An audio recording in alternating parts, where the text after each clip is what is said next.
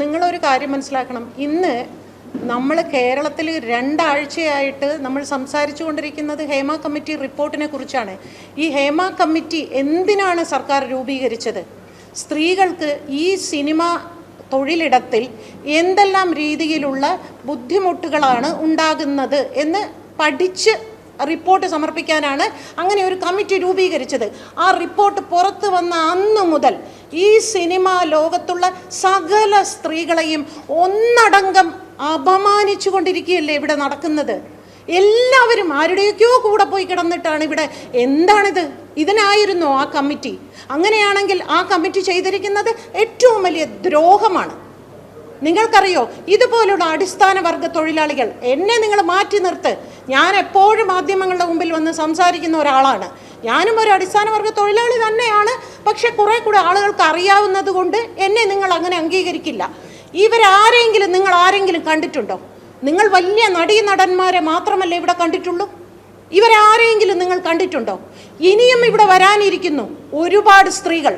പലർക്കും നാണക്കേടാണ്. കാരണം ഇവിടെ വന്ന് നിൽക്കുമ്പോൾ എന്നെയും പീഡിപ്പിക്കപ്പെട്ടവരായിട്ടാണോ മാധ്യമങ്ങൾ പുറത്ത് കാണിക്കുക എന്ന ഭയമുണ്ട് പലർക്കും. നിങ്ങളെയാണ് ഇന്ന് ഭയപ്പെടുന്നത് സിനിമയിലെ സ്ത്രീകൾ. വളരെ സങ്കടത്തോടു കൂടി പറയുകയാണ്. ആർക്കൊക്കെയോ ഇത് മുഴുവനും ഇല്ലാതെയാക്കാൻ വേണ്ടി. ഞാൻ ചോദിക്കട്ടെ, ഒരല്പമെങ്കിലും ഒരു മനസാക്ഷി എന്നൊന്നും ഉണ്ടായിരുന്നെങ്കിൽ ആ പെൺകുട്ടികളെ അവിടെ കൊണ്ടുവന്ന് ഇറക്കിയതും തിരിച്ച് കാറിൽ കയറ്റി കൊണ്ടുപോകുന്ന വിഷ്വലുണ്ട് ഞങ്ങളുടെ കയ്യിൽ.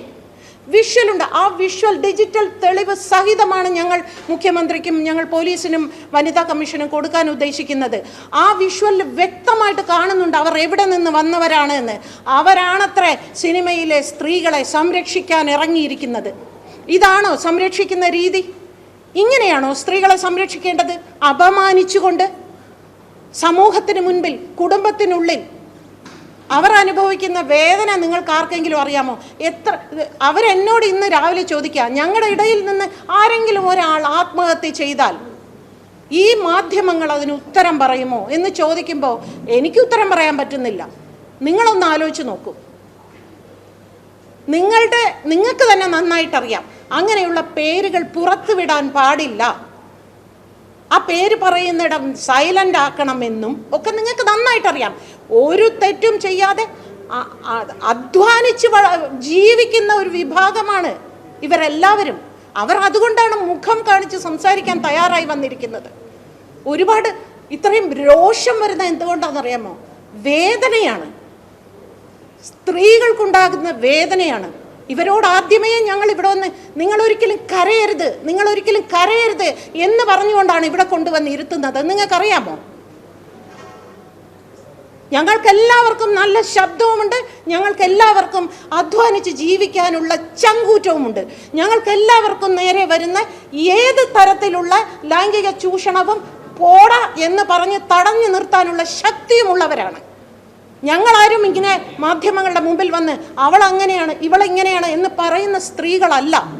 ദയവ് ചെയ്ത് നിങ്ങൾ മനസ്സിലാക്കണം. ഇനിയെങ്കിലും അത്തരക്കാരുടെ വ്യാജ വാർത്തകൾക്ക് പിന്നാലെ പോകാതിരിക്കുക. ദയവ് ചെയ്ത് നിങ്ങൾക്ക് കിട്ടുന്ന വാർത്തകൾ സത്യസന്ധമായ വാർത്തയാണോ എന്നൊന്ന് പരിശോധിച്ചിട്ട് അത് പുറത്തു വിടാനുള്ള ഒരു മാധ്യമ ധാർമ്മിക ഉത്തരവാദിത്വം നിങ്ങൾ എല്ലാവരും കാണിക്കണം എന്ന് പറയാൻ വേണ്ടിയാണ് ഇത്ര പെട്ടെന്ന് ഇങ്ങനെ ഒരു പത്രസമ്മേളനം വിളിച്ചു കൂട്ടിയത്.